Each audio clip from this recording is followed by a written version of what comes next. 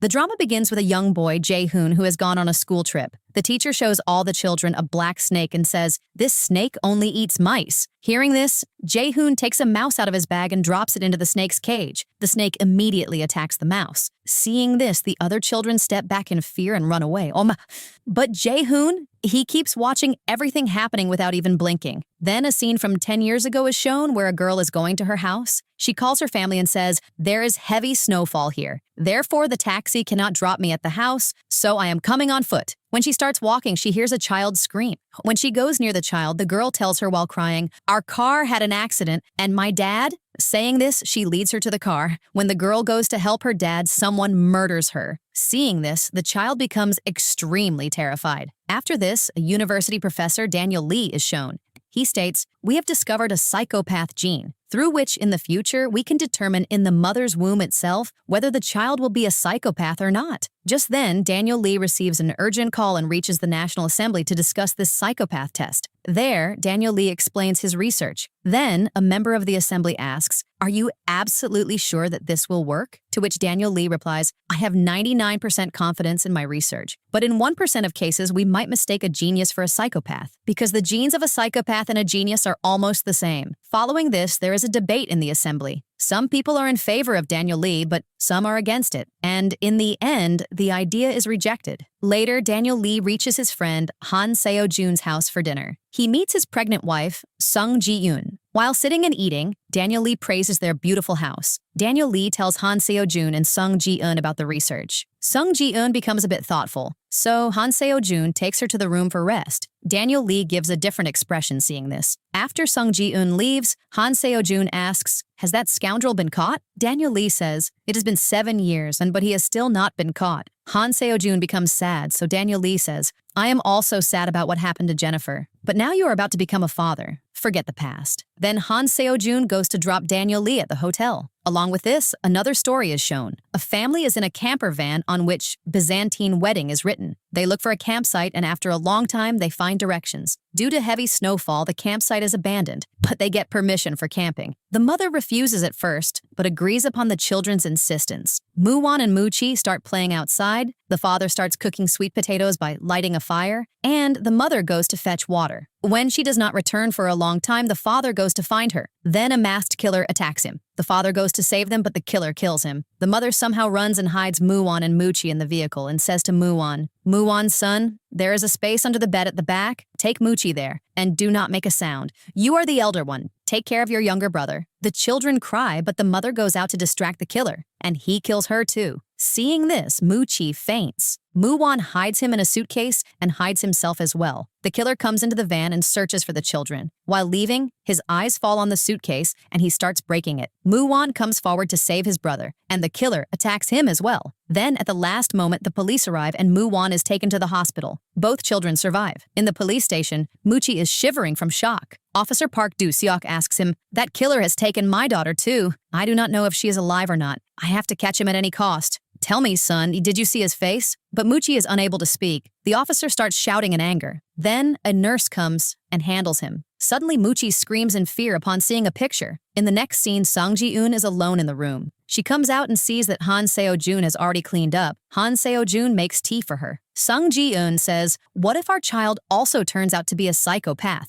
Han Seo-jun tells her, "Do not think like that." Just then, the sound of a siren comes from outside. The police arrive with a search warrant. Nothing is found in the search. Moo-chi hides and attacks Han Seo-jun, but the police run to catch him. While running, he collides with a snowman. When the snowman falls, a black bag comes out of it. The officer opens the bag. A wig falls out of it, which belongs to Moo-chi's mother. Seeing this, Moo-chi starts crying bitterly. Now the police get a reason to catch Han Seo-jun. The news spreads overnight, but Han Seo-jun claims, "I did not make the snowman." With the help of a lawyer, he comes out. Outside, Sung Ji-eun is in a car with Daniel Lee and asks, "Can psychopaths love anyone?" Daniel Lee says, "No, but Han Seo-jun loves you." Han Seo-jun comes out. The media surrounds him. Then Sung Ji-eun comes into the crowd and says, "You are the headhunter, Pami," and shows a photo in which he is making a snowman. Then she asks, "When psychopaths do not love, then why did you marry me?" When the truth comes out, Han Seo-jun says, "I was only reproducing. I wanted a junior headhunter. Therefore, I used you." The police take him away again. Inside, Daniel Lee says to him, "You killed my sister, Jennifer."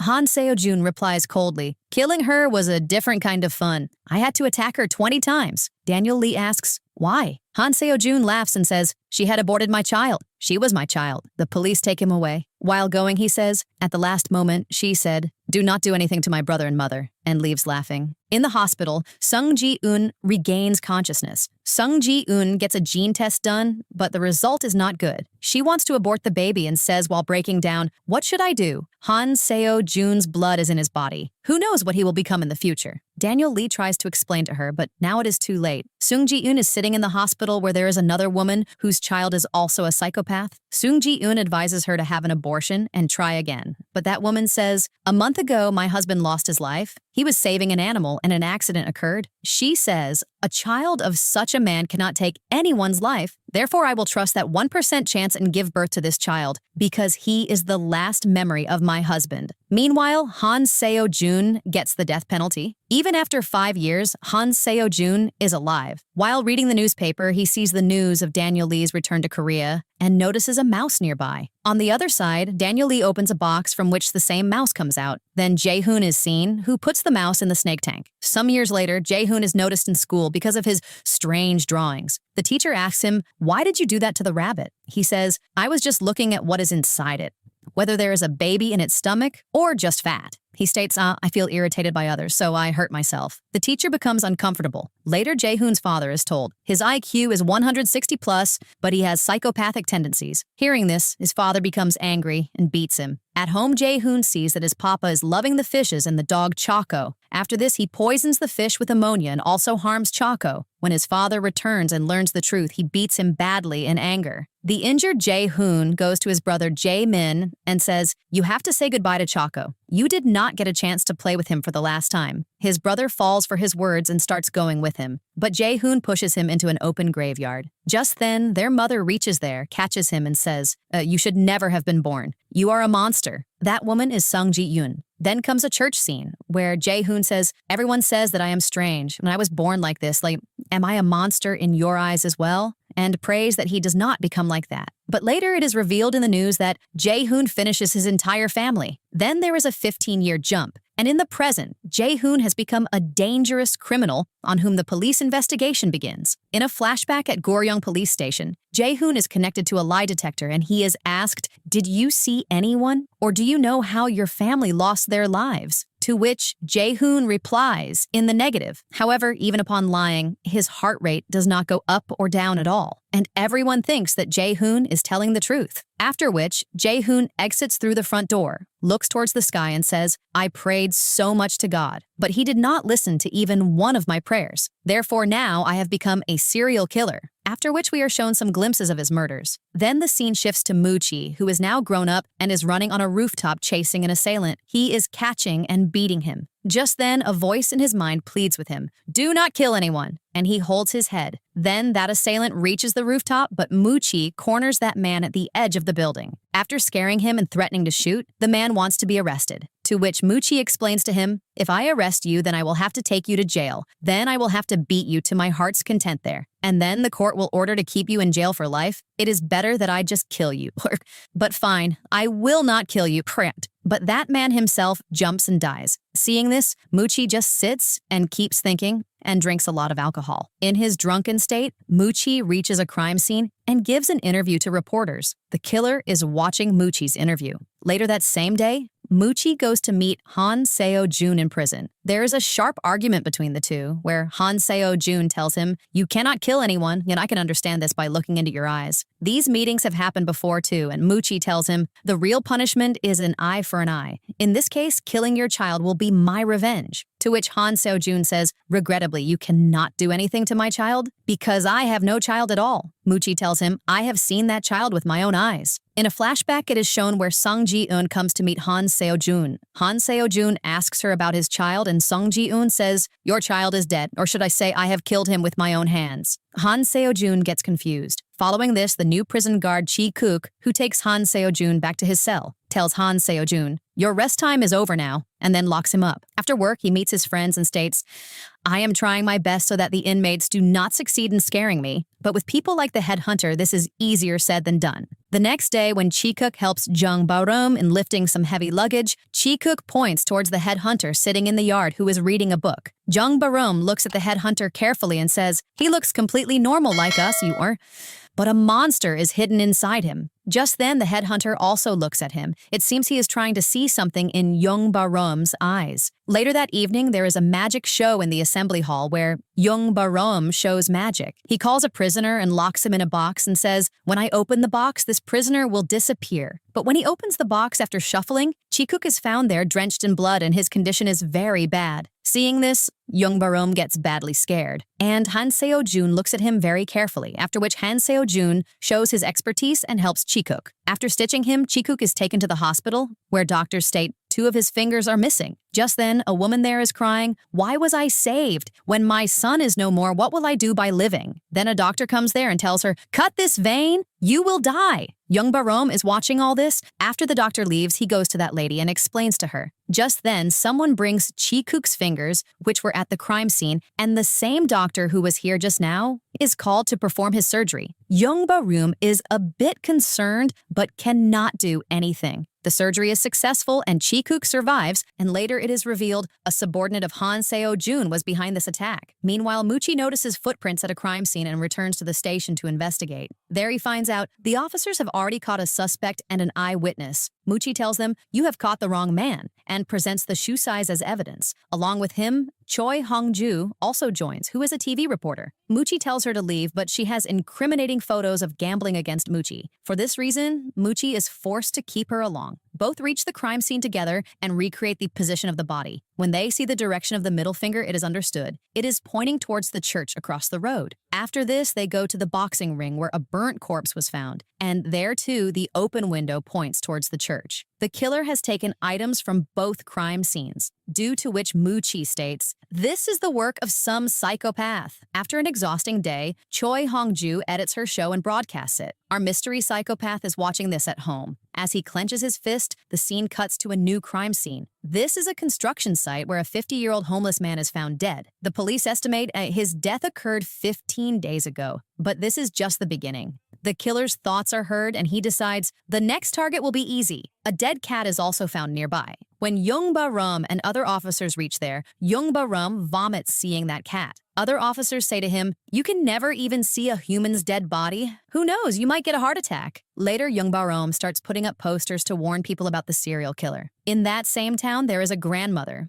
who wanted to make Jung Barom her grandson-in-law. Therefore, she used to keep praising Jung Barom all the time. After hearing her grandmother praise Officer Jung, Oh Bong-yi starts getting angry and says, "Look at our ages too, Grandma. I am 19 years old and he is 25. But her grandmother does not pay attention to her words, due to which Oh Bong-yi leaves the house in anger and collides with Jung Barom. There, Jung Barom warns her about the killer and tells her to take medicine for the cut on her hand, but Oh Bong-yi leaves from there without taking the medicine. When she is going, Jung Barom meets her grandmother and sees her ankle is swollen. He advises her to stay at home and says, "When it rains, I will come to pick up Oh Bong-yi myself." On the other side, Oh Bong-yi meets Mu-won. He has started believing in God completely. Both talk about God and forgiveness. But Oh Bong-yi is hiding a dark secret. Something bad had happened to her puppy in the past. Even worse, in childhood, the killer had taunted her and said, "I will meet you again soon." Muchi is called to another crime scene where a woman is found hanging. She is wearing all the things taken from different victims, and she also has a watch which was not found on any victim before. No church or cross is visible there, but Muchi examines the body, and once again, the middle finger is found, which this time is pointing inside her mouth. When he pulls it out, he sees a cross made on the roof of her mouth. Additionally, a message is written in blood on the ceiling. The killer congratulates Muchi and says, "This was a gift." Just then, we are shown Song Yo-han meeting his father, Han Seo-jun, in prison. After meeting him, he exits the police station and reaches the hospital, where his eyes meet Jung Barom's. And in a voiceover, Song Yo-han says, "Mother used to say that there was another boy. who was exactly like me. I sometimes wonder, has he become a killer like me, or is he living a common life? After which, Daniel Lee is shown where he is in the police station. There, the police officer says, "We also checked the child with a lie detector, but that child was telling the truth." To which Daniel Lee says, "The lie detector does not work on a psychopath." Hearing this, the officer says, "You think that child is a psychopath?" Daniel Lee changes the subject. After which he goes out of the station, where he imagines Jae-hoon going out of the station, which reminds him of the headhunter, and he goes to Sung Ji-eun. Sung Ji-eun gives him tea to drink. Meanwhile, he sees the picture of Sung Ji-eun and Dr. Sung Yo-han and asks, "Is this your son?" To which Sung Ji-eun replies, "Yes."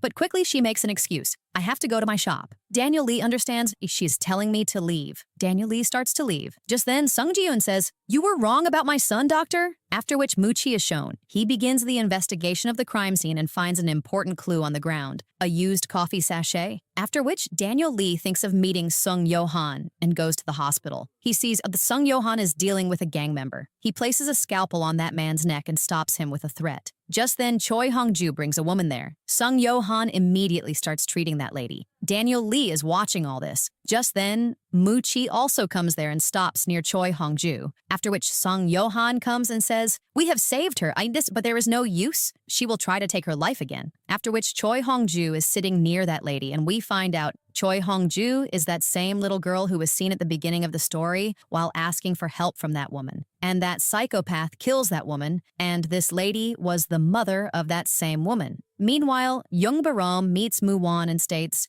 "Chi-kook is still not well." While talking, suddenly Moochie comes there and says, "Why are you doing all this? You know how much I hate you. How can you forgive mom and dad's murderer so easily? I hate you even more than Han Seo-jun." In the middle of the conversation, Young Barom interrupts them and states, "Chi-kook's watch has also been found at the crime scene." Moochie suspects Han Seo-jun's subordinate in prison is not behind this, and he organizes the police to search for Chi-kook's clothes in the facility. Inside, he talks to Jung Ba-rom about the events of that day, which includes a timeline. During the lunch break, there was a time of about 50 minutes in which Chi-kook could have been stabbed and kept in the box. But something is wrong. Until now, every victim had the middle finger raised, which is an insult against God, but this did not happen with Chi-kook. The investigation is open, and Young Barum asks Moochie, "Can I be involved in this?" Moochie refuses and asks, "Have you ever even seen a real psychopath?" This ends their conversation, after which Young Barum goes to bring Oh Bong-yi home. Oh Bong-yi exits from a comic book store, after which Jung Barum takes her to eat food. There, Oh Bong-yi suddenly says to him, "Officer, will you marry me?" Jung Barum is shocked hearing this and says, "You are just like my younger sister." Oh Bong-yi says it is a good excuse to refuse, and leaves from there. Coming out from there, she is standing outside Moochie's office. Moochie comes there to take his evidence and notices someone is standing there,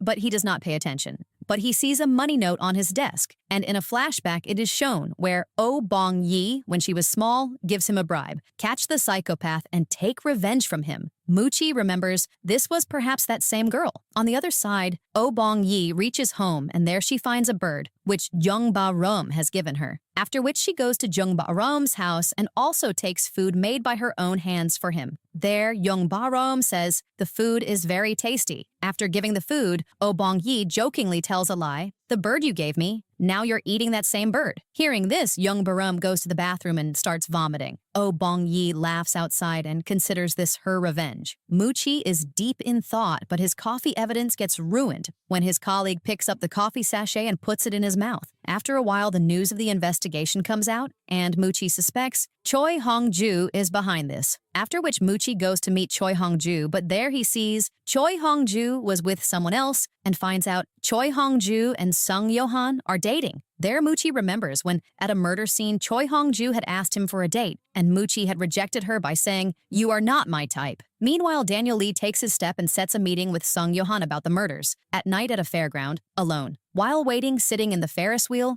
suddenly a masked man kills him. Oh, it is not clear whether he is Sung Yo-han or not, but it is clear Daniel Lee's decision was wrong. On the other side, Moochie finds out from Ki-hyuk the higher authorities of the police station are hiding the murder of Daniel Lee. Learning this, Moochie traces Daniel Lee's steps, goes to his hotel, and checks the CCTV. There he finds out, an hour before his departure, a woman had come to meet him. With this clue, he tries to find out who she was. Oh Bong-yi's grandmother checks her things, which includes a journal and a suspicious knife wrapped in newspaper. She says, it will be ready after 2 months, when Duke Soo comes out of prison. Oh!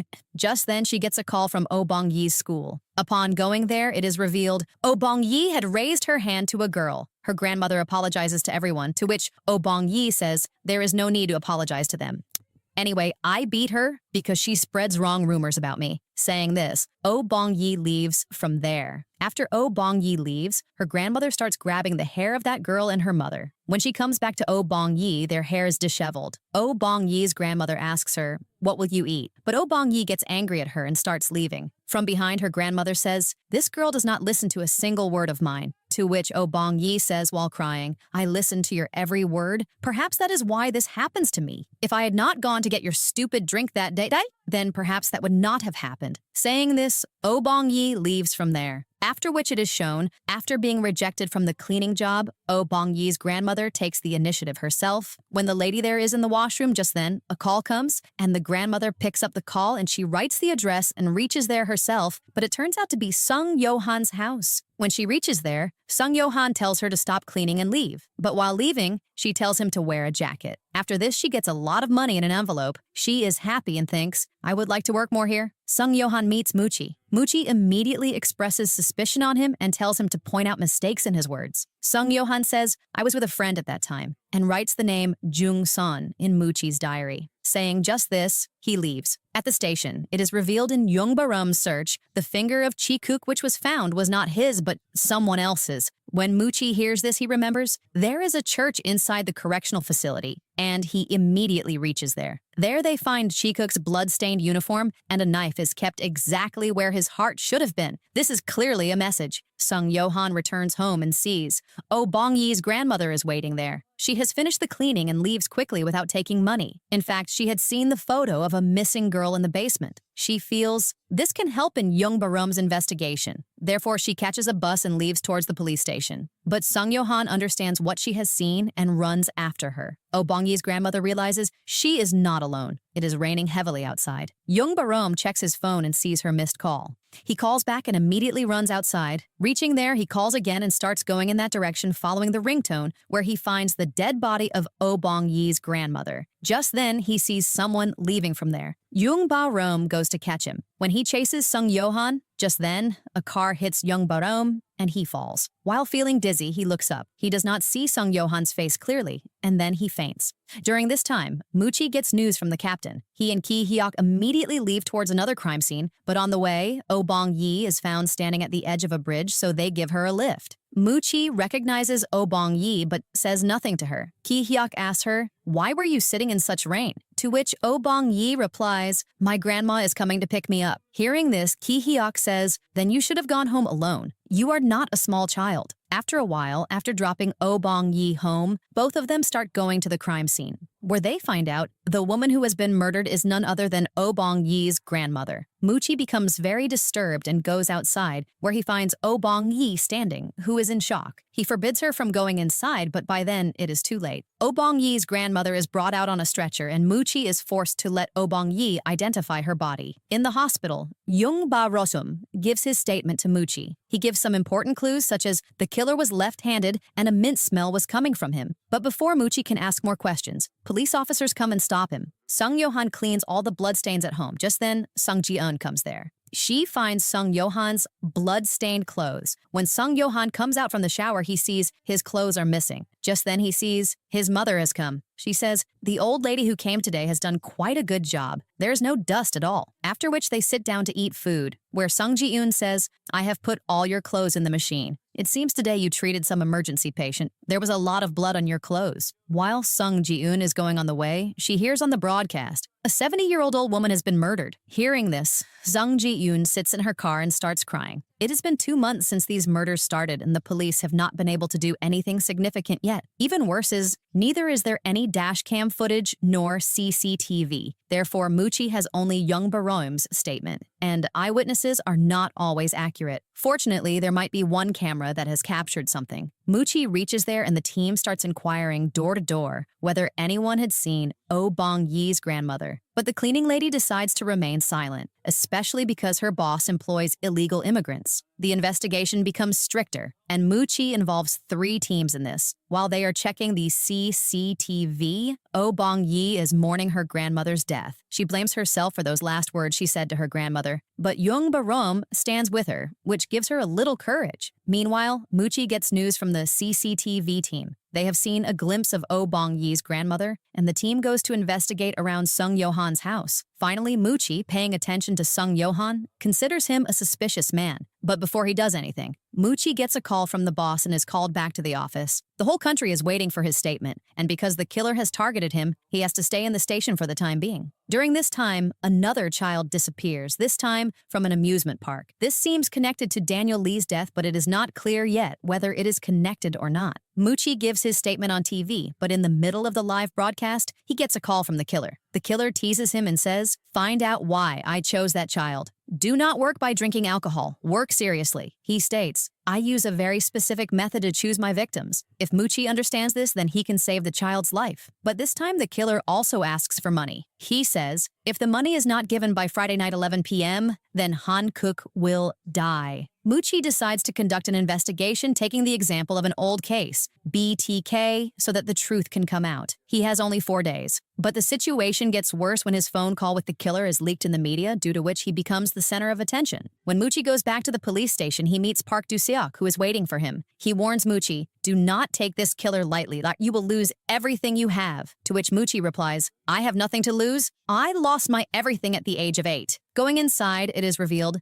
seeing the public's anger and pressure, the authorities decide to cancel the show. Seeing all this, Moochie gives his resignation in frustration. But just then, Han Kook's mother comes there and emotionally requests him, continue the fight and find out the truth. This motivates Moochie again, and he continues the investigation. He starts connecting different clues. During this time, it is revealed, the thing stuck in the throat of a victim was an insect. Due to victims being from so many different backgrounds, the team is confused. How is all this connected? For now, Moochie goes back on TV and continues his show. Just then, another victim is found. This man seems to have been dead for many days, and he has a watch which was showing 8:10 p.m. on the 28th. The TV is also running on the same channel on which Moochie's show is coming. On TV, Moochie provokes the killer and says, "Call and tell why you have picked up Han Cook." As Sung Yo-han gets up and goes towards the basement, the scene suddenly changes and we see Jung Ba-room is present there, and he is the one who has kept Han Cook captive. While Moochie is doing a live broadcast with Choi Hong-ju, they show photos of different missing people and victims, and Moochie tries to understand what is the pattern. On live TV, he concludes, the killer is right. These are not random killings, and there is definitely some connection between them. That connection is visible in the trophies left by the killer, which he collects from crime scenes and leaves. Live tips start coming in which one called directly targets Moochie. The caller claims, Moochie does illegal gambling and takes bribes from criminals. That person's voice is distorted, and he also reveals, Moochie has been a victim of the headhunter case.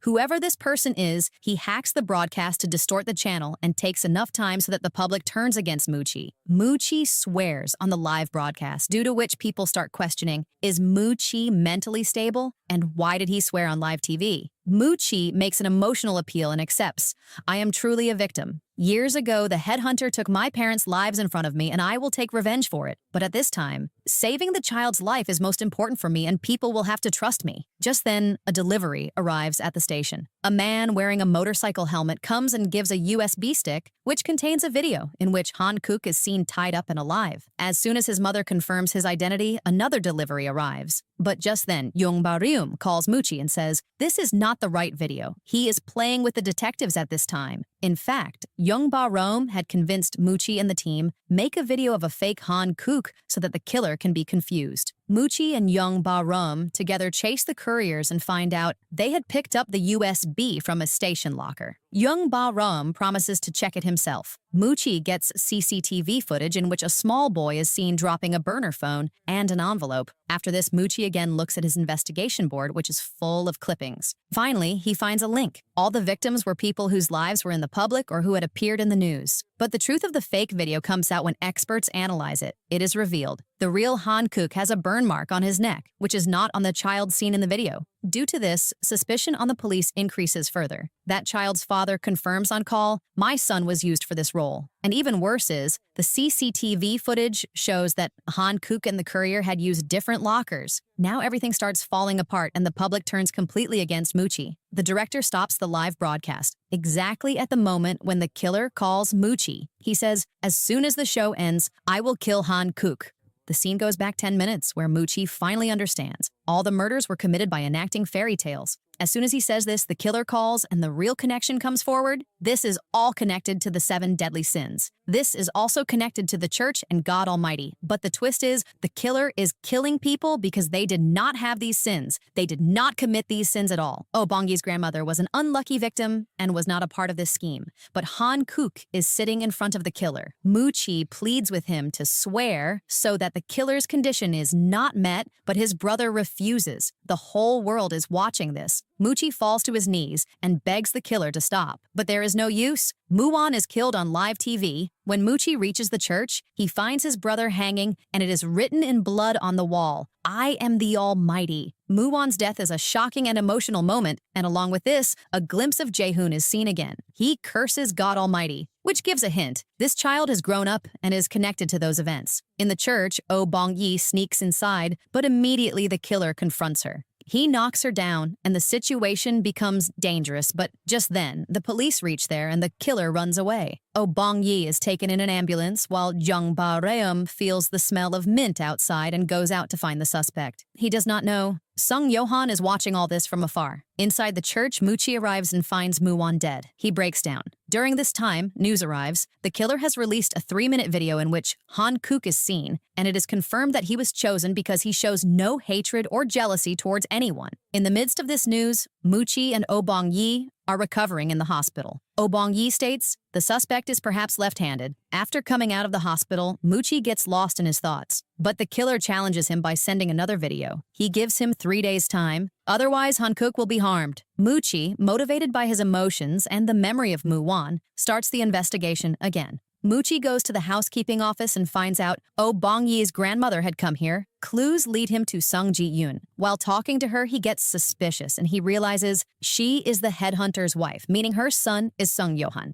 As soon as he checks this at the station, news of another crime arrives. This time, the victim is Jun Sung, who is Sung Yohan's friend. Due to this, Muchi's suspicion becomes even stronger. Without a warrant, he enters Sung Yohan's house and tries to find evidence. He finds a pair of shoes on which there are bloodstains. He comes out and requests a search warrant from Detective Shin. During this time, Choi Hong-ju comes to Sung Yohan's house and tells him, "The police are coming soon." Sung Yohan becomes suspicious hearing this and leaves, taking some belongings. On the way, his car collides with a driver, due to which the police reach there. There, Muchi finds out the blood found on the shoes does not match any known victim, due to which the warrant is rejected. No solid evidence is found from Sung Yohan either. There are only clothes in his suitcase. Muchi watches all this from afar. Anger and frustration are clearly visible on his face. Due to lack of evidence, Sung Yohan is released. But Detective Shin follows him to an abandoned church, where Sung Yohan was trying to destroy some documents. Sung Yohan returns home and talks to his mother and indirectly questions his behavior. During this time, news arrives. The DNA found on his shoes is connected to Oh Bong-yi's grandmother. Jung Ba-reum hears this and lets Oh Bong-yi stay in his house. Later, he goes into Sung Yohan's basement and sees pictures there connected to Jung Ba-reum and Oh Bong-ye. He quickly leaves from there because the police reach there. At Jung Ba-reum's house, Oh Bong-yi feels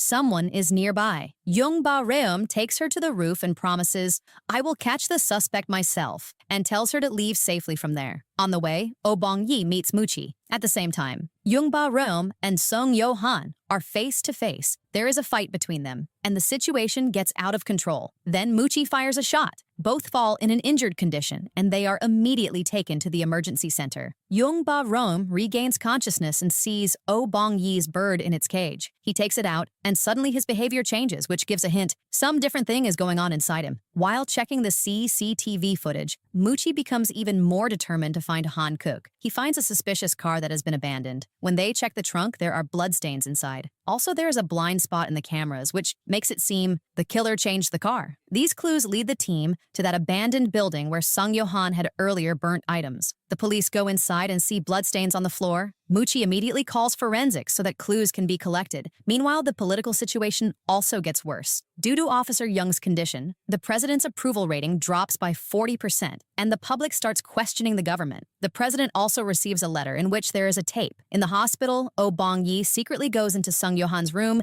and when he is unconscious, she removes his medical tubes. Due to this act, Sung Yo-han's condition worsens, and he dies. On the other hand, Young Ba-reum's condition remains uncertain, and 10 days pass. Many people leave notes for him in the hope of his recovery. Oh Bong-yi is emotionally broken. She leaves the bird in the hospital, comes out, and meets Muchi. Muchi scolds her, "You are not taking care of yourself," but Oh Bong-yi thanks him. She is sent to the ward to rest. Then the scene goes back to that moment where Young Ba-reum, catching the bird, takes its life and throws it out. Doctors come and ask him questions. Young Ba-reum gives the correct answer to most of the questions, but when he is asked his name, he stops. Due to damage in his temporal lobe, doctors state he has amnesia, which might be temporary. After being discharged from the hospital, Young Ba-reum is made a national hero. Reporters take his photos and follow him until he reaches home. There, seeing photos, he slowly tries to remember his old life. On the other hand, an investigation against Muchi goes on for shooting Sung Yo-han. He tells the truth, "I was trying to kill him." But still the committee considers him innocent. Muchi is surprised by this decision. The news holds Sung Yo-han responsible for the serial murders, especially because of the evidence found in his basement. During this time, the news of Duk-soo's release from prison arrives, due to which the public becomes angry. Muchi gives him a warning. "If you did anything wrong again, I will not leave you." Then suddenly the story moves forward 1 year. The 20th presidential campaign is about to start. Muchi wakes up to a cheerful tune, but he gets a call from the station, and he leaves immediately. During this time, Young Ba-reum now starts work in the traffic division as a new officer. He has been brought on duty early, which has probably been done to improve the government's image. Young Ba-reum goes into the field with Officer Shin. Everything goes fine until he chases a thief. Under the bridge, he catches the suspect, but also sees a dead body nearby. A woman is lying on the ground, and her hands are tied. Upon forensics arrival, Young Ba-reum says from his observation, "This might be part of a bigger plan." But other officers do not take his words seriously. In the evening, Young Ba-reum gets into a fight with his friends in a bar. He starts having hallucinations in the bathroom. He feels, "I am injured." While this is not the case, Muchi finds out Young Ba-reum has returned to duty and goes to meet him. Initially, Young Ba-reum is unable to recognize him, but slowly some memories are triggered. Young Ba-reum shows him the crime scene and tells him about the knot of the rope, which was used to tie the victim's hands. He questions, why did the killer do this? Perhaps this was a twisted form of entertainment for him. He states, the killer might enjoy seeing the victims in pain, and finishes them later. Committing a crime in such a detailed way shows that it is the work of a psychopath, and it will not end here. Muchi takes this information to the station and says, they have caught the wrong suspect. Despite the DNA and tire tracks matching, something is wrong. Muchi goes to another murder scene. This time, the case is different. The victim is injured by a falling mirror. Then the washing line becomes an important clue, because it is of the same material that was used in the rope. With Young Ba-reum, he analyzes the scene and understands the killer is experimenting in different ways. When Muchi examines the origin of the ropes, he finds out one knot was very clumsy, as if tied by a child. This makes him suspect. Han Seo-jun might have trained someone. When they go to prison, Han Seo-jun refuses to meet Muchi and only wants to talk to Young Ba-reum. He apologizes to him, but Jung Barum directly asks questions about the ropes. Han Seo-jun says, "I am not behind these murders." But then he shows a mouse in his hand, seeing which Jung Barum gets nervous. Glimpses of the past come into his mind, and this gives a hint perhaps he truly might be Jae-hoon. It is shown in a flashback where we see a girl crushing Jae-hoon's mouse. Then we come to the present, where Jung Barum is standing, holding his head while coming out of prison. He says to Muchi, "Han Seo-jun did not tie the knots." In fact, the pattern of the knot was that of a left-handed person, and this means that the right-handed Han Seo-jun cannot do this. Is it possible he might have an accomplice?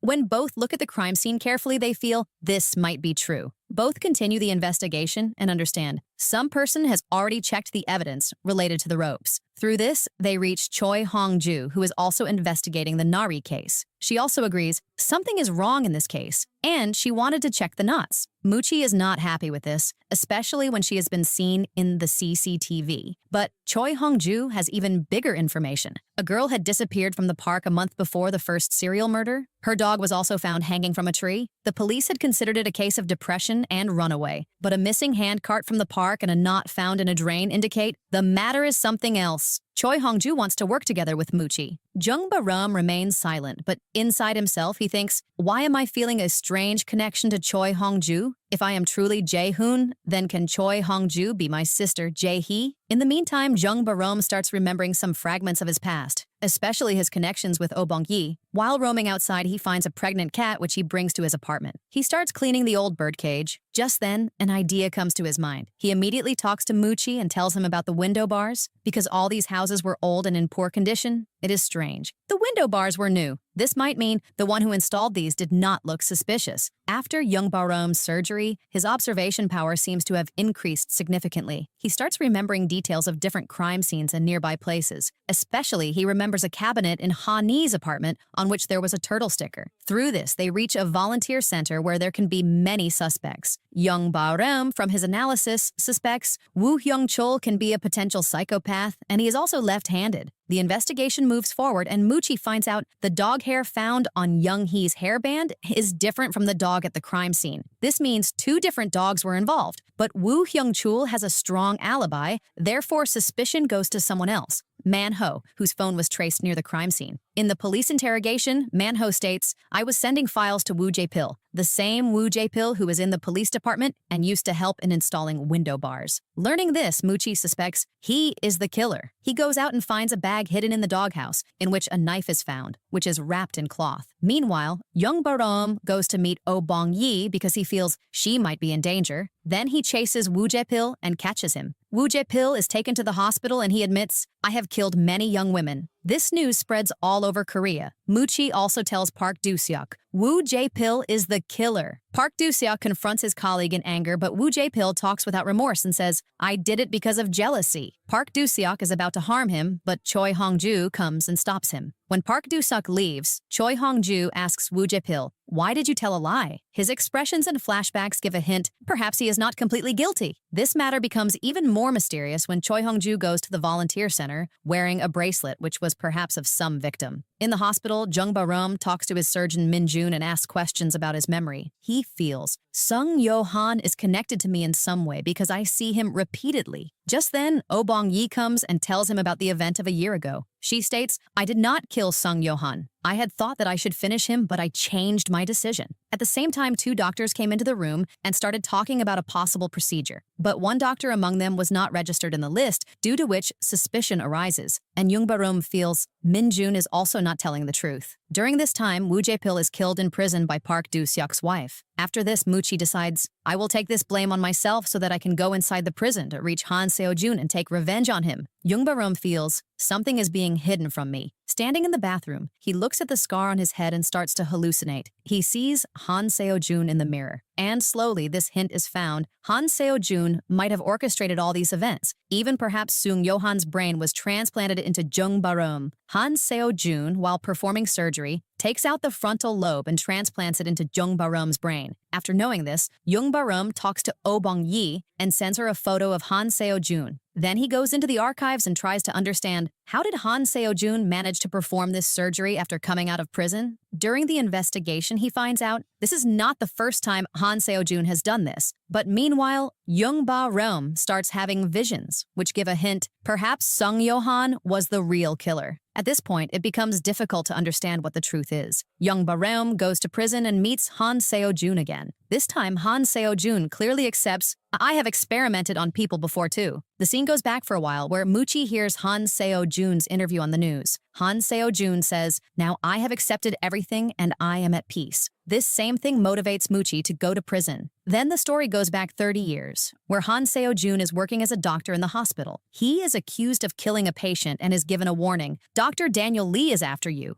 Han Seo-jun takes up the case of a patient and claims he does not have cerebral palsy but Segawa syndrome. It is revealed Daniel Lee was also part of the same ward. Due to this diagnosis, Daniel Lee leaves the hospital and Han Seo-jun escapes. With the help of Daniel Lee, Han Seo-jun gets mice, on which he performs experiments. He tries to switch their brains. Slowly, this research makes him a top neurosurgeon, until Daniel Lee gets more deeply involved in it. Due to this competition, Han Seo-jun becomes even more obsessed. He starts going to any extent to complete the brain transplant. In this passion, he also targets Muchi's family, so that he can experiment on their brains. During this, he takes many people's lives until he is caught in the snowman incident. In the present, Choi Young-shin meets Young Ba-reum and shows him the anonymous footage of the surgery. She states, I was the one who had told Han Seo-jun to perform this surgery. In return, Han Seo-jun had asked for freedom. Under this deal, the hospital and many people were involved in hiding this secret. Young Ba-reum then looks at Woo Jae-pil's case and notices there were no marks of self-defense on his hands. Then he checks the CCTV footage together with Choi Hong-ju. There he sees Park Do-seok and his wife, who have a sharp object. From this, Young Ba-reum feels Muchi was perhaps not responsible. In further research, Young Ba-reum finds out Mano was seen around the hospital. He had gone into Woo Jae-pil's room with a knife and killed him in anger because he felt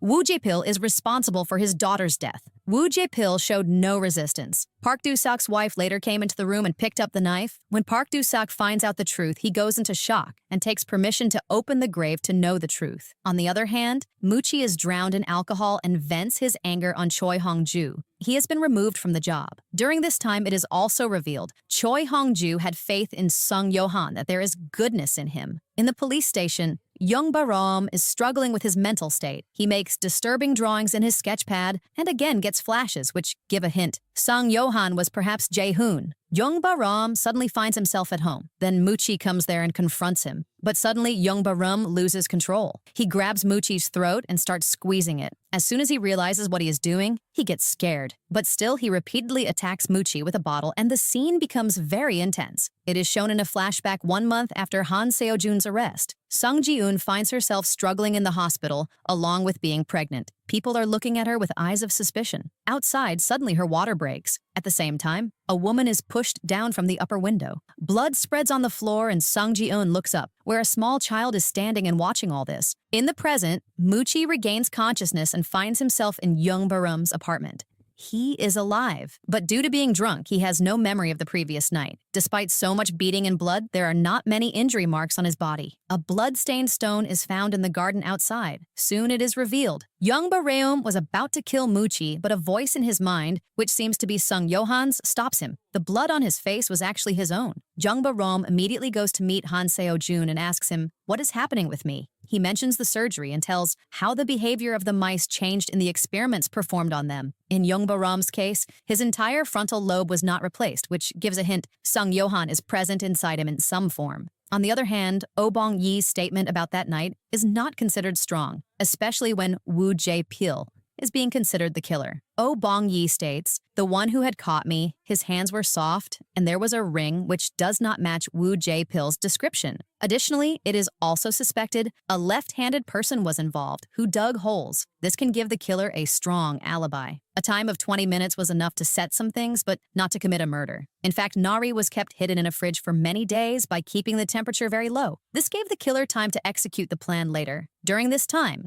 Oh Bong-yee tries to take a little girl Yuna home with her because she feels Dak-soo can be dangerous. While returning home, she meets young Barom, who is sitting outside. There is a small emotional moment between the two, and they hug each other. Oh Bong-yi moves forward, but she feels someone is following her. She turns and looks, and Muchi is in front, whom she accidentally punches. Oh Bong-yi apologizes and pays attention to his injury. She asks Muchi about young Barom's behavior. During this time, young Barom is in the church and prays to God. I do not want to become like Sung Yohan. The next morning, a new murder comes forward. Sung Yohan's signature pattern is visible on the scene. A body on a chair, and there is a red cross on the wall. Young Barum also feels the smell of mint, due to which suspicion becomes deeper. Investigators move the case forward. Young Barum goes to the police station and checks the footage of old crime scenes. He compares Sung Yohan's basement and the place where Han Kook was, and it turns out they do not match. This makes one suspect there is some other killer too. Then another case comes forward which looks like suicide, but in it, Muon's necklace and Oh Bong-yi's grandmother's brooch are found. This makes it clear Sung Yohan cannot be the real killer. Muchi continues the investigation and finds out Hai Wan had been killed, and a fake message was sent from her side. He finds the murder weapon and another buried victim, due to which suspicion goes to Woo Hyung-chul. Young Barom studies the rope strangulation case and finds Jinnah had ingested acetone, but death occurred by strangulation. This makes him understand the killer's method.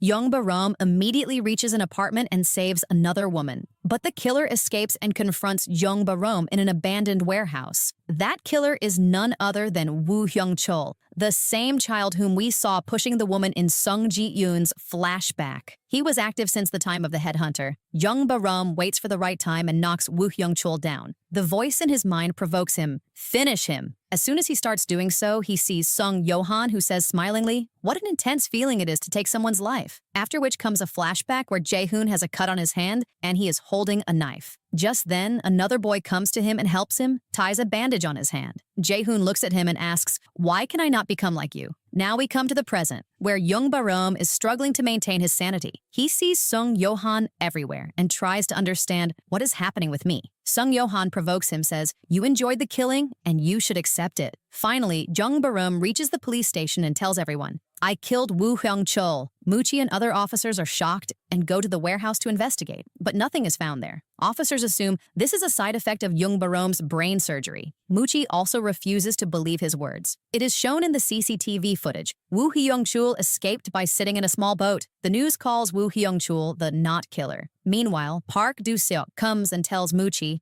Jung Barom has been put on administrative duty for the time being. Jung Barom finds out about this from Muchi's call. He goes home and sits on the sofa and closes his eyes. But again, hallucinations begin.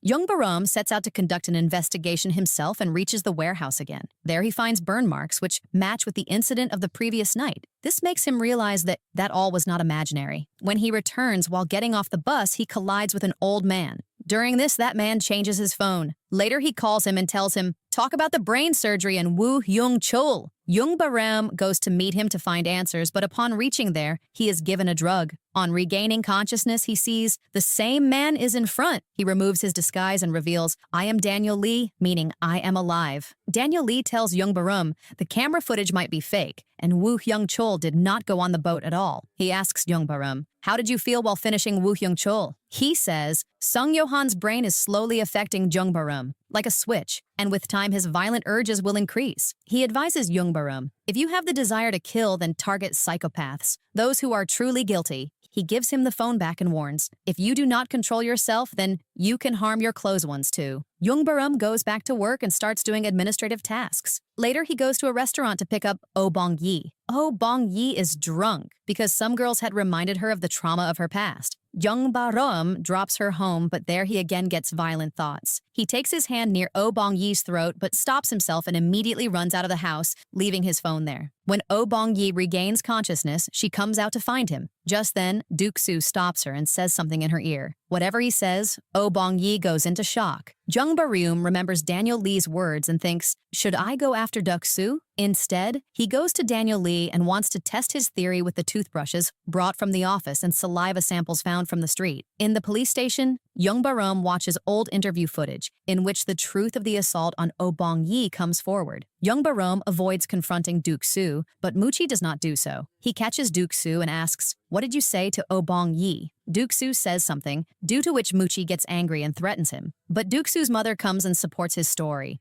due to which Muchi is taken into custody. Meanwhile, Ba-rum goes to check Duk-soo and finds him lying on the ground with a note in which he shows regret for his actions. Ba-rum believes Duk-soo has changed and is no longer a threat, but Muchi suspects this. Ba-rum tries to live a normal life and buys a taser for Bong-yi. He gives it to her and talks to Hoon-suk, but he has confusion about the address. Ba-rum calls Hoon-suk to stay at his house, but he constantly keeps getting visions of Sung Yohan. He starts a game of hide-and-seek and starts searching for Hoon-suk in the whole house. It is raining outside. Bong-yi seems in danger, and Duk-soo is seen chasing her. But suddenly it is revealed. His real target is Yoona. Muchi is released and he immediately sets out for help. On the way, his vehicle stops because of a truck, and as soon as he comes out, someone hits him from behind. During this time, Ba-rum opens the cupboard and is standing with a spanner in his hand. The scene becomes confusing. It seems he is attacking someone. Then suddenly the scene changes and Bong-yi is shown in an injured condition on the ground and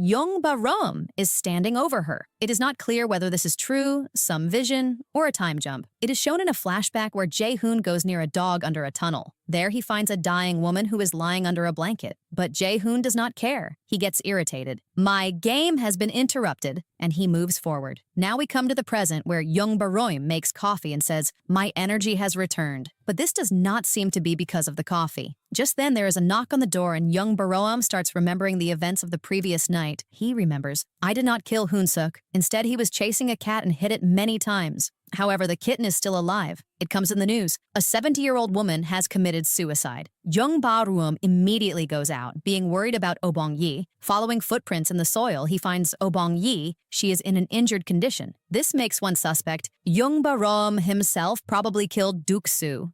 In the morning, Hoon-suk's mother comes to take him. She seems scared and quickly takes him away, saying he should not have gone to Ba-rum's house. Ba-rum goes to the hospital to meet Bong-yi. She is in an injured condition. After Muchi leaves, Ba-rum stays there until Bong-yi regains consciousness. On the other side, Muchi is called for questioning in the police station. He is asked, where were you last night? Muchi tells, I was attacked and I was beaten. The investigation team discusses who can be the psychopath. Meanwhile, Ba-rum goes into the evidence room and secretly keeps a knife there. The next morning, he behaves normally. He talks to Muchi about Duk-soo's killer. Muchi says, I will definitely catch that psycho. Ba-rum feels uneasy hearing this. The president is also present in the police station, which increases the pressure. Muchi explains the case and talks about a mistake. He notices burn marks and gives the example of the Unabomber case, how psychopaths try to hide their mistakes. According to the report, it was a cigarette burn. From this, Muchi suspects the killer might perhaps be some officer inside the police itself. After this, Muchi and Ba-rum go to meet Yoona.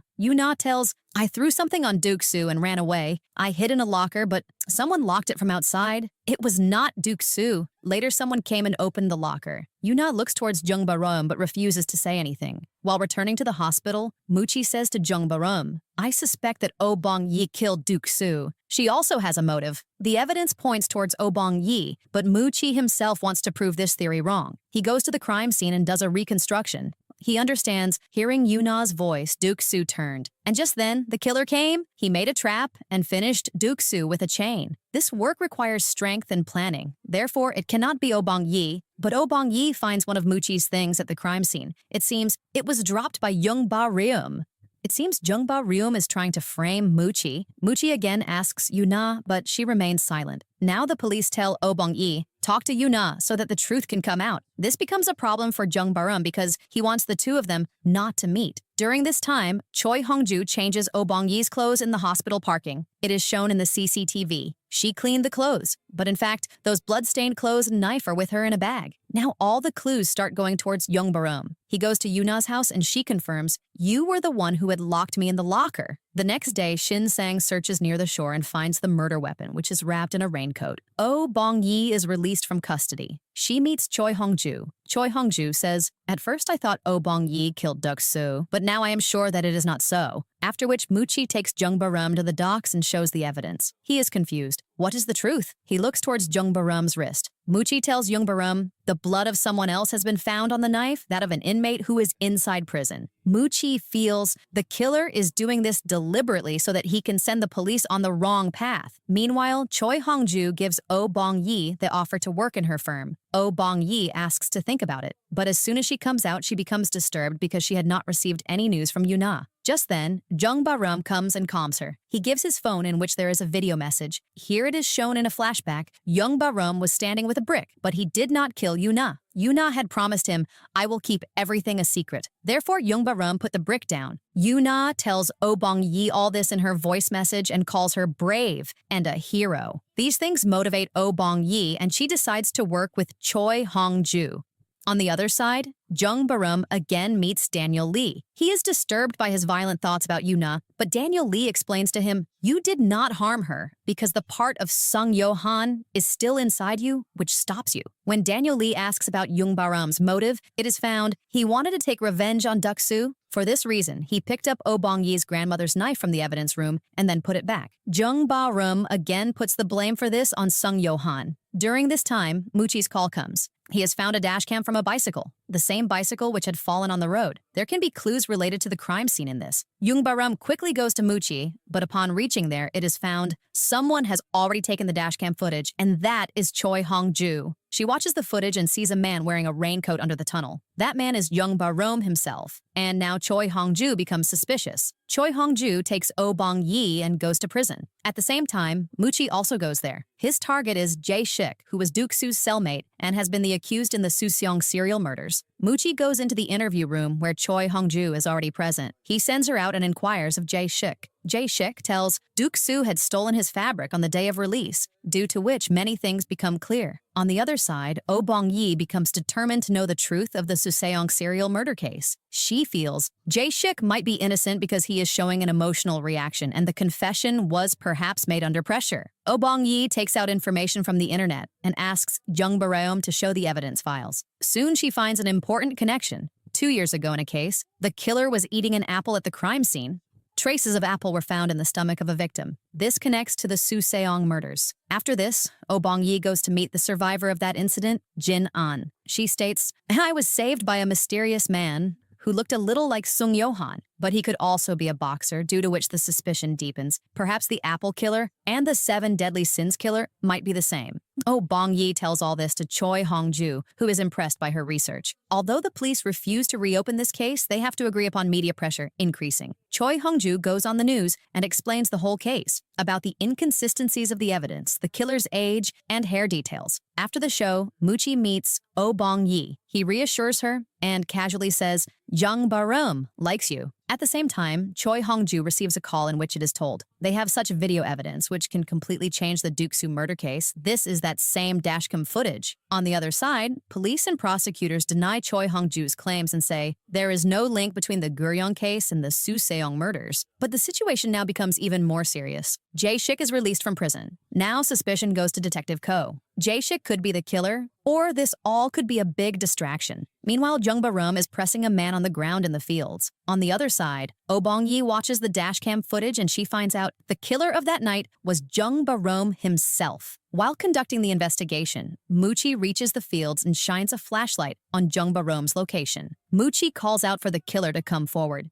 He does not know Jung Ba-rum is hidden nearby. Apple killer Bong Cheol is about to attack Choi Hong-ju, but says, I am not happy about being dragged into all this again. Just then, Jung Ba-rum comes and catches him and stops him. Now we come to the present, where news is calling Jung Ba-rum a dark hero. But Jung Ba-rum does not seem happy with this. Perhaps the reason for this is also his feelings for Oh Bong-yi. Later that same day, Jung Ba-rum finds out his aunt and Hoon-suk are going to America soon. His aunt talks about feeling guilt, but her behavior does not seem like it. Before leaving, Jung Ba-rum tells her to take the kitten. The next day, Jung Ba-rum starts pushing everyone away, Oh Bong-yi too. Oh Bong-yi calls him and asks to meet and confesses her feelings, but Jung Ba-rum again rejects her. Later, Muchi explains to him and encourages him. Then, Jung Ba-rum agrees to meet her. He decides to control his violent urges. A boy, Konam, comes to the TV station and says, I know who killed the cats, and I also have proof. Before he tells everything, Jung Ba-rum reaches there to meet Oh Bong-yi. Konam leaves in fear. Just then, Jung Ba-rum gets a call from Daniel Lee. He says, I have an important talk. Upon meeting in private,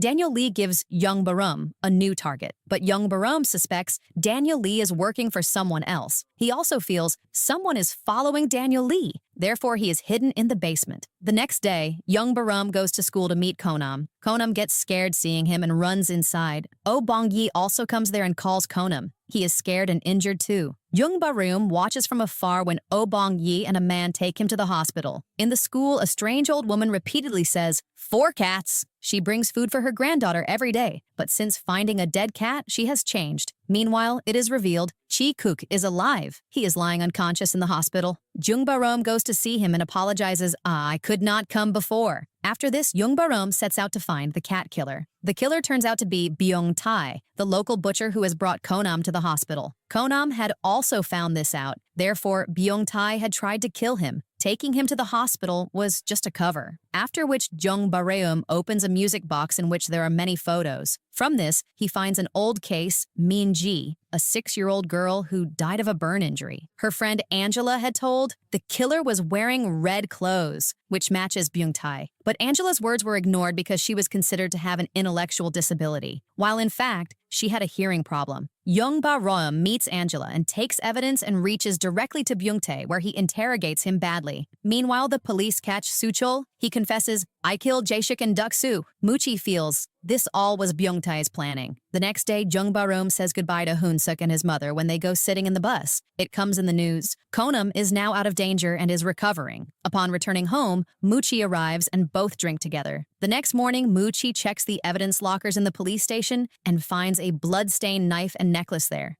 which was kept with Moo-won's belongings. That blood turns out to be Duk-soo's. Muchi starts getting suspicious. When Jung Ba-reum meets Oh Bong-yi, he sees a necklace around her neck, which is made of cat teeth. Just then, he starts understanding the truth. He goes out and finds a hidden hatch which goes to the basement. Reaching there, he understands everything. The pictures on the walls tell everything. The truth is, Sung Yo-han did not commit all these murders, but Jung Ba-reum himself did. Just then, Dong-ku's call comes. He tells Chi-kook has regained consciousness, after which Moo-won's death is shown. Flashes of Jae-hoon come in between, when Jung Ba-reum smiles while looking up, stretching out his hands. Then we go 1 year back. Han-kook is sitting on a sofa in Jung Ba-reum's basement. Those who do not envy are sinners, he says in a chilling way, which confirms he is the 7 deadly sins killer. With time, we see how Jung Ba-reum committed these murders and how he made the plan to meet Muchi. He had created a fake personality to show himself as kind and compassionate. After the operation, Jung Ba-reum considered these memories real, while they were in fact fake, meaning he deceived himself. Back in the present, Jung Ba-reum gets a call. Chi-kook has regained consciousness. Because Jung Ba-reum was the one who had attacked him, he is now confused about what he should do. Meanwhile, Muchi examines evidence with his fellow officers and he feels the killer might be some officer inside the police station. Muchi is told to check the CCTV footage, especially of the night of Duk-soo's murder. The footage is strange. Some parts are missing. With the help of a video expert, Muchi recovers the full footage, in which a man is seen who has a paper in his hand. Upon zooming, OZ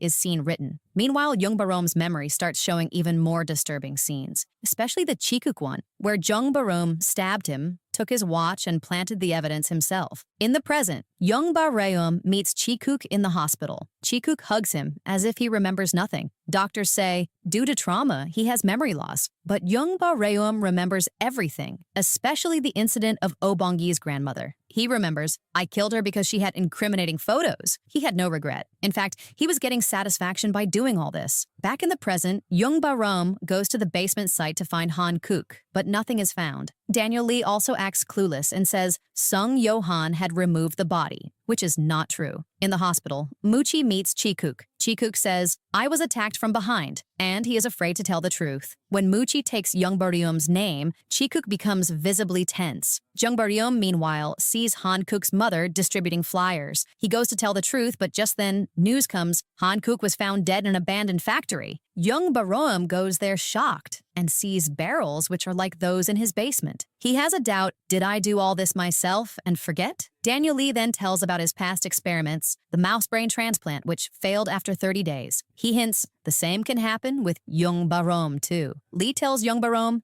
target the psychopaths and prove Sung Yo-han's innocence, but his behavior seems suspicious. Meanwhile, Oh Bong-yi finds out Choi Hong-ju's baby belongs to Sung Yo-han. Choi Hong-ju is singing a lullaby to baby Eun-hyung. It is shown in a flashback. Choi Hong-ju was actually Hyun-soo, who was kidnapped in childhood. Oh Bong-yi confronts Choi Hong-ju and accuses her, "You got the job because Sung Yo-han killed my grandmother." She also threatens Choi Hong-ju's child in anger. Jung Ba-reum is watching all this from afar.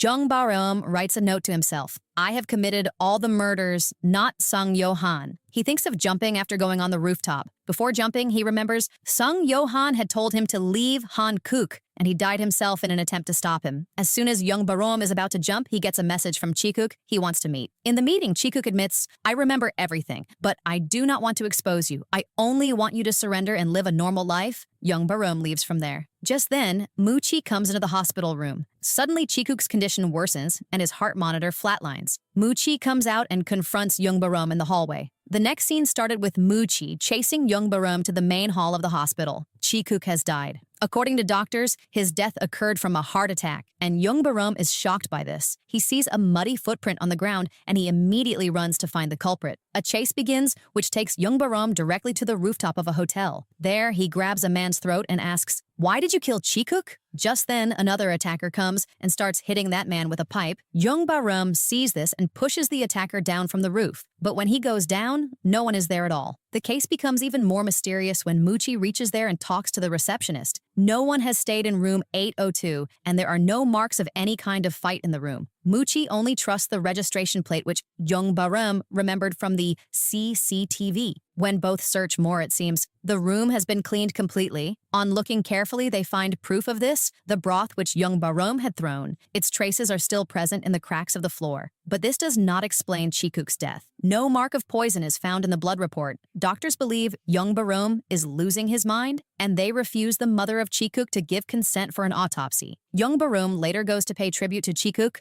but the situation worsens when families of other victims also arrive there. Jung Ba-reum starts losing his control, and Oh Bong-yi is also unable to calm him. Finally, he goes out in anger. Mu-chi is also outside, and he finds out Sung Yo-han was a father, and the mother is Choi Hong-ju. Jung Ba-reum handles himself and walks with the coffin, saying goodbye to the officer. Just then he finds out there is another funeral on the same day of Pil-sung. But this man looks like a family member, which makes Jung Ba-reum confused because his name and family are different. The situation becomes even stranger when Jung Ba-reum comes out and a car almost hits him, the same car which had hit him before. Meanwhile, Sung Ji-eun comes to Choi Hong-ju for a nanny's job. Choi Hong-ju keeps her and goes to attend a call for an interview. While going, she says about the child, "His eyes are just like his," which is a hint towards Sung Yo-han.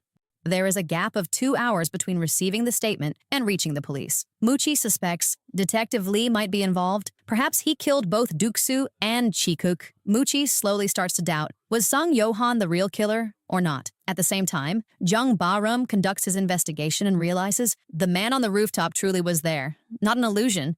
That man turns out to be his uncle, the same one who was seen at the funeral. And whoever has destroyed the evidence is very professional. The crime scene has been cleaned completely. Only one blood spatter is left, which Jung Ba-reum finds. Jung Ba-reum finds out his mother had no sister at all. So then, who is his aunt? It is shown in a flashback. In childhood, a woman had come to him and told herself to be his aunt. She adopted him and let Jae-hoon choose his name himself, which he kept as Jung Ba-reum. But perhaps this adoption was not officially registered at all because there is no proof of it in the records. In the present, Jung Ba-reum explores his past more and goes to his elementary school. Meanwhile, Oh Bong-yi meets Soo-ho's mother and tries to persuade her not to do an interview. But she refuses and says, "I want to give a message. Sung Yo-han is not the real killer." Jung Ba-reum goes to his old house and sees his mother's death in flashes. He thinks, "I killed all the people of my family." But another flash reveals, Soo-ho killed his mother. The next scene is by slowly revealing the mysteries of this series and gives some solid answers. Initially, we are in Soo-ho's boxing club. Jung Ba-reum reaches there and confronts Soo-ho. He provokes him to come into the ring and tells him to show what you can do. Jung Ba-reum easily defeats him, knocking him down and tying him up. Then he forces Soo-ho to read passages of the Bible and after that watches him dying in the fire. After this, we go towards Jae-hoon's family, who are disturbed about this. Jae-hoon did what with Jae-min and fear he will kill someone one day. In the morning, Jae-hoon tells his mother, I did not want to kill Jae-min, just wanted to teach him a lesson. His mother quietly makes food for him, which makes Young Barum feel dizzy. When she tries to suffocate him with a pillow, just then, Suho comes and throws her away. After this, Jae-hoon regains consciousness and talks to his mother. His mother states, you have a special gene, and there is another person who is born just like you. After her dying, Jae-hoon is attacked, and he wakes up unconscious in a dilapidated building. He crosses the road and finds the rest of the members of his family dead.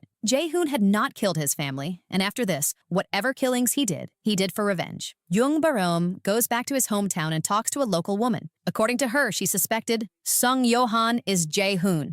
He had come some time ago and kept looking at the house for a long time. This was the same day when he was shot. An even more strange thing is, Jae-hee had disappeared at the time of that fire and her body was never found. There is also a rumor in the village. She was killed and buried somewhere. When Young Barum goes to the police station, Muchi also comes there and asks about Jae-hoon. He tries to track Young Barum's family records, but the adoption was not properly registered. Therefore, no record is found. At home, Young Barum confronts Daniel Lee, who says Young Barum's mother was about to have an abortion. During this time, Muchi asks questions to the detective. He says, I am innocent and I had picked up the statement from the ground. No proof of tampering in the CCTV is found either. Therefore, Muchi currently does not open a case against him, but he definitely feels something strange. Young Barum tries to understand the OZ link and believes all the murders are connected. Flashback upon inquiring at the hospital reveals doctors had recorded the headhunter's brain experiment. Meanwhile, some strangers start following Young Barum. He tracks them and reaches a warehouse where Young Barum surprises them and says, welcome to the mousetrap, you rats. But during the fight, one of those men shows him Oh Bong-yee's video. It is found this OZ organization was keeping an eye on Young Barum since childhood and is also connected to Daniel Lee. This is the reason why Daniel Lee is living hiding so that those people cannot find him. Young Barum continues the investigation and finds Sung Yo-han's messages which he had sent to Daniel Lee in which he had asked to meet and told, the OZ organization is scaring me. In the midst of all these, Young Barum also finds his old diary. This is connected to that transfer student and also to the childhood scenes of Jae-hoon.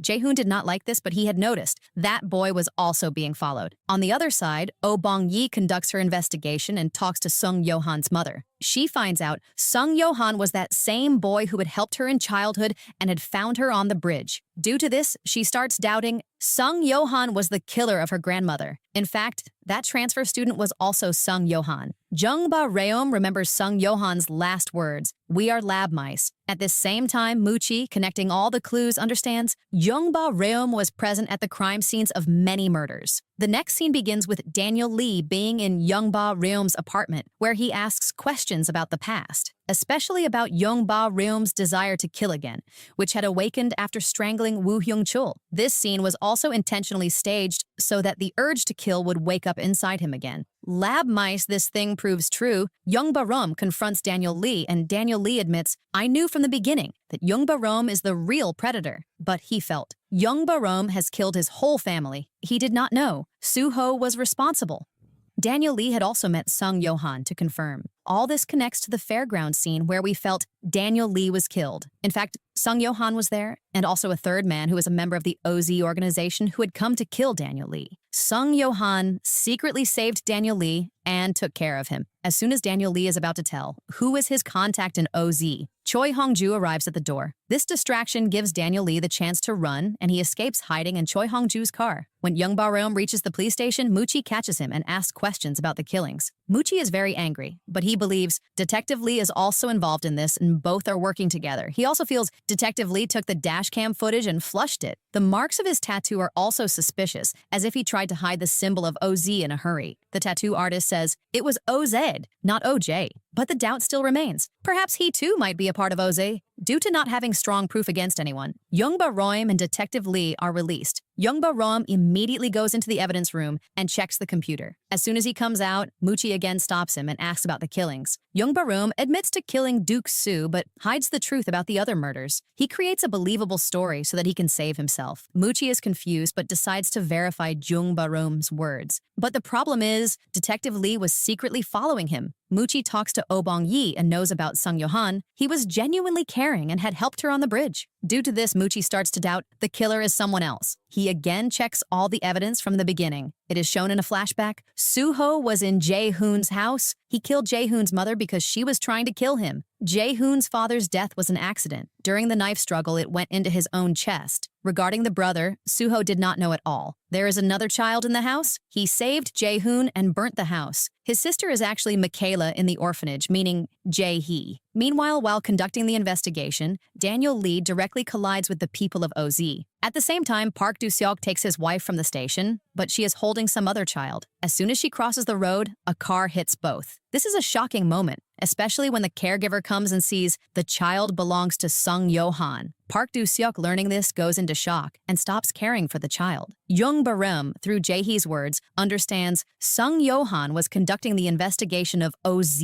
He had found out both were experiment subjects and Daniel Lee was telling the truth. During Daniel Lee's recovery in the basement, Sung Yo-han was working with Detective Lee. That same night when Oh Bong-yee's grandmother had come, Sung Yo-han was present there. After knowing the truth, he decided to stop Jung Barum. Oh Bong-yee too now starts doubting Sung Yo-han, and she goes to check the autopsy report. There she finds out there was no scar on Sung Yo-han's arm, and Jung Barum had not reported this thing either. Muchi too slowly starts connecting everything and reaches near the truth. Meanwhile, Oh Bong-yee goes to Jung Barum's house. Jung Barum is lying unconscious on the sofa. Oh Bong-yee lifts his sleeve and sees the scar on his hand. Now she finds out the truth, and Muchi also, when he goes back to prison and connects all the clues. The next scene begins with such a twist that was being guessed for a long time. Jung Ba-reum is actually the headhunter's son, and Sung Yo-han was innocent in this whole story. Han Seo-jun tells this same truth to a Sung Ji-eun standing in a shock in the hospital. Han Seo-jun had performed the operation only to keep Jung Ba-reum alive. Meanwhile, Muchi himself conducts a blood test and reaches the same result. On the other side, Jung Barum regains consciousness and understands Oh Bong-yee has seen the scar on his hand. He hugs her, but Oh Bong-yee separates herself. She runs outside, shivering and unable to believe Jung Barum can be the killer. Choi Hong-ju goes to the hospital and sees her mother's condition is bad. Her baby is safe, and she comes out where Park Do-seok brings her safely back. He hands over the child to her and asks for an apology on behalf of his wife. He tells his wife is ill, and then goes inside the hospital. After her child is safe, Choi Hong-ju goes to prison to meet Han Seo-jun. He says, "You are more like me than like him." Then flashes of Hyun-soo's moments are seen, her being captive and escaping from the headhunter. She promises Han Seo-jun, "I will kill you," and her revenge will be even beyond his expectations. While leaving, Han Seo-jun laughs. After knowing the truth of both children being switched, Jung Barum goes to meet his aunt. She gets nervous seeing him. It is found she is in fact not his aunt, but was sent by the OZ organization. Jae-hoon was her first assignment. She was kept to keep an eye on Jung Barum and to monitor his every move. Previously, this work was given to Soo-ho, but when he killed Jae-hoon's family, he was replaced. On the day Hoon-suk had come to Jung Barum's house, on that same day, she had left the OZ job. Therefore, she was so scared she was afraid Jung Barum will kill her son. OZ were those people who had made a car hit Jung Barum that night when he was chasing Sung Yo-han. The OZ organization was behind all this during the entire time, tracking Sung Yo-han and stopping him from bringing the truth forward, especially about Daniel Lee and Jung Barum.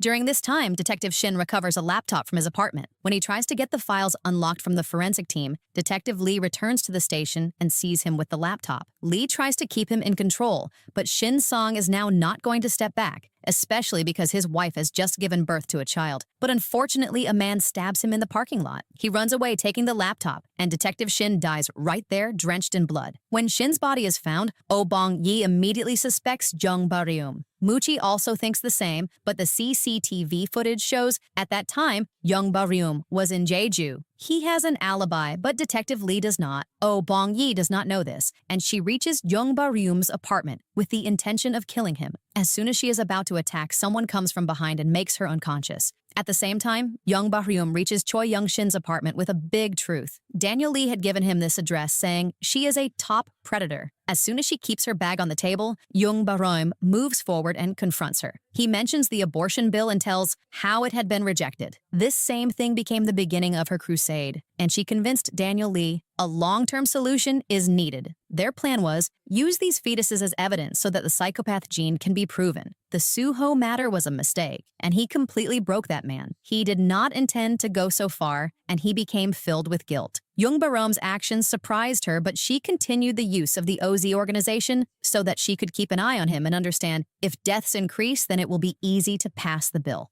Choi believes, I am a scientist and my ultimate goal is to create such a utopian world where there are no psychopaths. This is what she calls the land of O's. After hearing all this, Young Baroyom aims a gun at her head. Choi tells him, fire the shot, because those who have the psychopath gene should die. Meanwhile, Muchi reaches there and sees Choi is tied up but alive and has been kept in the closet. Young Baryum has already left without killing her. The police come and take her. Young Baryum is still at large, and Muchi hears his voicemail in which Oh Bong-yi has already set out to find him. Ms. Kim takes Oh Bong-yi with her so that O's cannot kidnap her. In the rain, Young Barum reaches there and both come face to face. Oh Bong-yi attacks him with a knife, trying to kill him in anger. Young Barum avoids her and sits on his knees. He tells Oh Bong-yi, let me get justice, and he wants to surrender himself. Oh Bong-yi is about to kill him, but she remembers Jung Barum killed Duk-soo for her, and she stops. She wants Young Barum should live with his sins and repent. She leaves him and goes away, and Young Barum's screams keep echoing. In the end, Young Barum surrenders himself to the police. People are angry and everyone watches him going to the station. Among them is Choi Hong-ju, who was working with Daniel Lee when she had found him in Sung Yo-han's basement. Daniel Lee is also brought for questioning, but he does not say anything initially. He tells Sung Yo-han's mother to meet Young Bareum because Young Bareum is her real son. She meets Young Bareum and tells him the babies were switched. After Suho killed Jae-hoon's family, Sung Ji-eun felt her son is responsible, and she started searching for him. But his aunt had already taken him, and his name had been changed. She kept searching for Jung Barum everywhere, but did not find him. During the serial killings, she had a realization from within, it is him. After the surgery, she saw Young Barum has changed, and she could not kill him. But she is broken with sorrow, especially after Han Seo-jun's taunts. You gave birth to a mini headhunter. Muchi goes to prison and confronts the headhunter and knows the truth of Young Barum. He calls him a fool and takes the name of Choi Young-shin, due to which the headhunter becomes angry. Flashbacks reveal Sung Yo-han had performed a DNA test and had known the truth. He had not killed Sung Ji-eun, just made her unconscious so that he could reach Jung Barum. In the present, Sung Ji-eun, looking at the sea, calls Sung Yo-han her son. Jung Barum's aunt disappears, and she has very important evidence. Jung Barum tells Go Muchi to find her. Detective Lee Min-so also disappears. Choi had only 48 hours, but her arrest warrant is rejected and she becomes free. But Choi Hong-ju shows evidence against Choi and OZ in her show.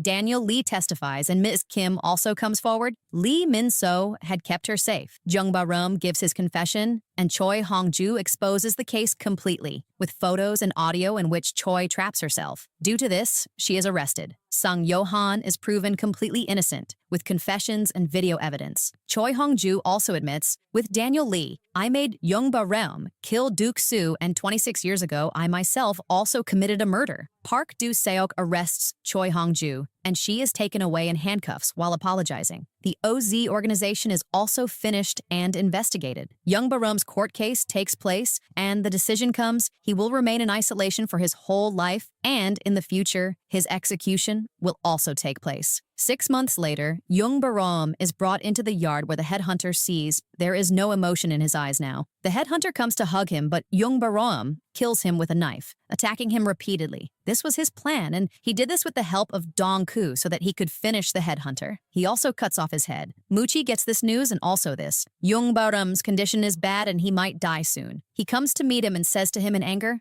I will never forgive you. Young Barum asks for an apology and Muchi tells him, help the families of the victims. Young Barum cries and remembers Oh Bong-yi. Muchi brings Oh Bong-yi and she says in anger, you should get the worst punishment. Young Barum says, in the next life, I want to become a normal human being. Young Barum sees himself in the church with his younger version. He says to himself, now I am not a monster. Finally, Young Ba-ryum dies with pain and regret. 3 years later, Choi gets a pardon. But in the parking garage, the driver takes out a knife. On the other side, Choi Hong-ju and Muchi sit together and apologize to each other. Muchi then goes to Jung Barum's grave